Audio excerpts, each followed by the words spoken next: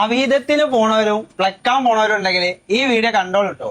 ഞാൻ അവിടെ പോയിട്ട് ബബ്ബ കളിച്ചിട്ട് ഒരു കാര്യമില്ല. കല്യാണം കഴിഞ്ഞിട്ട് ഒരുപാട് പേര് ഡൈവോഴ്സ് ആയി പോണുണ്ട്, അവീതത്തിന് പോണുണ്ട്. എന്താ പറയാ എങ്ങനെയാണെങ്കില് സോഷ്യൽ മീഡിയയിൽ ഇപ്പൊ അത് കണ്ടോണ്ട് ഒളിച്ചോടി പോവാ, മതില് ചാടാ, പല പരിപാടി നമ്മള് കാണുന്നുണ്ട്. ഇത് ഇന്നത് പോരാ, അങ്ങനാണ് ഇങ്ങനാണ്, എനിക്കൊന്നും ചെയ്യാൻ പറ്റില്ല എന്നൊക്കെയാണ്. കുറെ ഉണ്ടോ ഇനി ഉണ്ടോ എന്ന് ചോദിക്കൂ. അമ്മ അതിന് സാധനമാണ് അപ്പൊ നിങ്ങളെ മുന്നിലേക്ക് കൊണ്ടുവരാൻ വേണ്ടി പോണം. അപ്പൊ ഇതിന്റെ ഗുണങ്ങളൊക്കെ ഒന്ന് നിങ്ങൾ പറഞ്ഞോട്ടെ. രണ്ടാൾക്കാർ വന്നിട്ട് പരസ്യം ചെയ്യാ. ഇത് അവിഹിതത്തിന്റെ പരസ്യമാണോ അതോ നിങ്ങളുടെ പ്രൊഡക്റ്റിന്റെ പരസ്യമാണോ? നിങ്ങളുടെ പ്രൊഡക്റ്റിന്റെ പ്രൊമോഷനാ ഇത്? ഇങ്ങനെയാണോ ഒരു പ്രൊമോഷൻ ചെയ്യുക?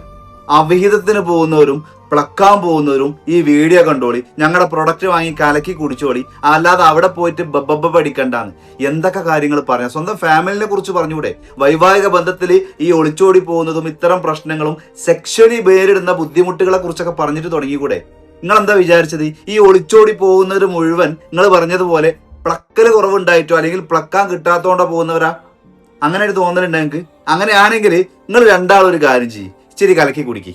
അല്ലെങ്കിൽ ഇവിടെ പ്രൊഡക്റ്റിന്റെ റിവ്യൂ പറഞ്ഞുകൊണ്ടിരിക്കുമ്പോൾ സ്വന്തം ഭാര്യമാരെ അപ്പുറത്ത് മതിലടി പോകും. അത് ശ്രദ്ധിച്ചോളി. അത് ഇത്ര വലുപ്പുണ്ടല്ലോ.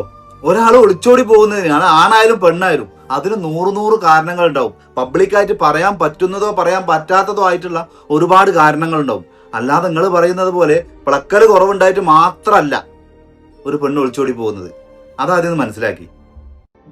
വല്ലാത്ത ജാതി ആൾക്കാർ തന്നെയാണോ?